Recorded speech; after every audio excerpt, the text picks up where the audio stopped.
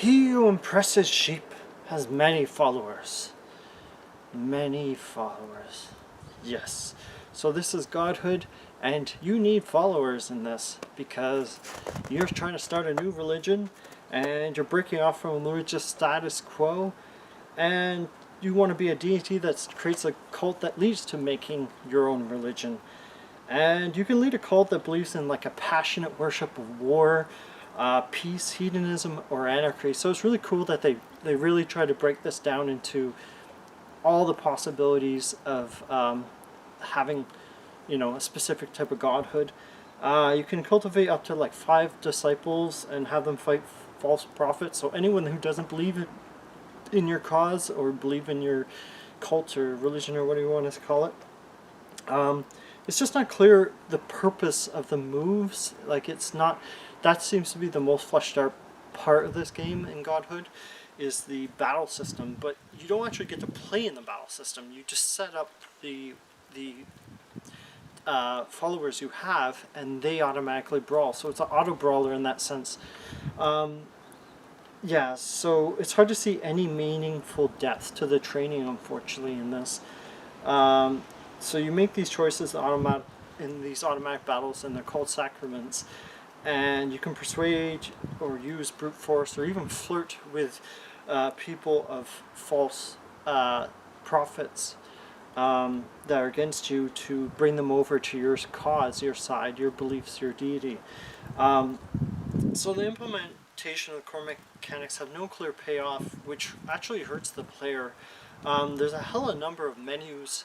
I'm not a strategy gamer, but I found it was just a lot of menus at once, and you're trying to like absorb all this information at once, and it's just too much for the player to just be like, whoa, I gotta memorize this and this, okay, this does this and that.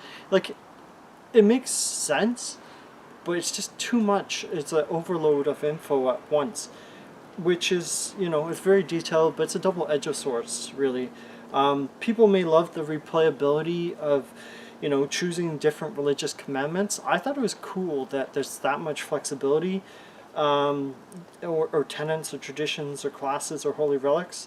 But it's just, as I said, it's very complicated at first. You're just suddenly hit with like all this info. It's not a god game. Like, it strikes people, or struck me rather, as a god game like Populous or Black and White, and so on. But it's more of a strategy management game, and I feel like it should have been marketed as that.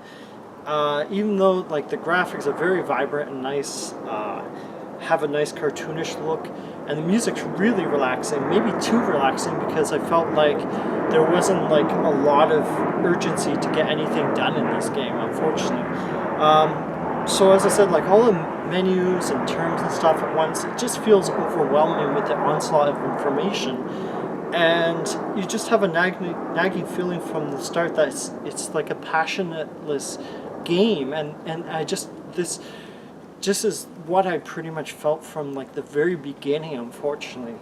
The information is portrayed to you, but it's like lifeless and dull. And I heard like the developers lost a lot of staff in making this game, but all I can review really is the final product, and it's just not a fully realized product, unfortunately. So like in a sense, this game feels both simplistic and complicated. It just seems too passive, unless like the excitement that you would get from this game is from the battles, but the game automatically plays the battles for you. That makes you develop the training, you train the prophets, you develop the characters, and the game fights for you. And I feel like that's taking away the fun of training or creating these characters in the first place. So like, instead of relaxing or satisfying, it just feels like boring and repetitive, and like I wish there was more involvement from the player in this game. That's the ultimately end result of having all these, making it so convoluted rather than focusing on it being fun. It's an interesting system. It's just, as I said, it seems too complicated, too convoluted for everyone but like the most devoted of gamers that want to play this. And the game itself just seems too expensive for the final product as well, because I personally couldn't play it for long than 30 minutes without finding it really dull. So it costs $33.99 on Steam, which is like, whoa.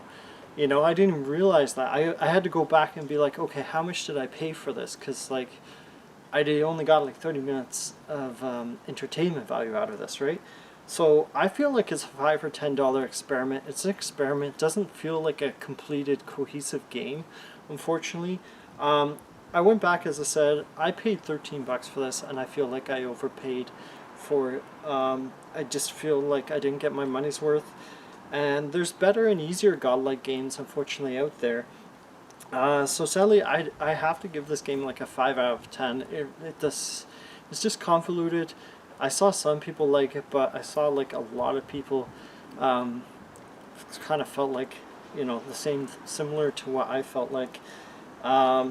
Just I wanted to love it. I wanted to try something new, and it's just you know, I just can't recommend it to anyone beyond those like most devoted that have to play a game from this company or like have to play something new. So yeah, there's many paths to godhood, but I recommend against going this route. Keep on gaming.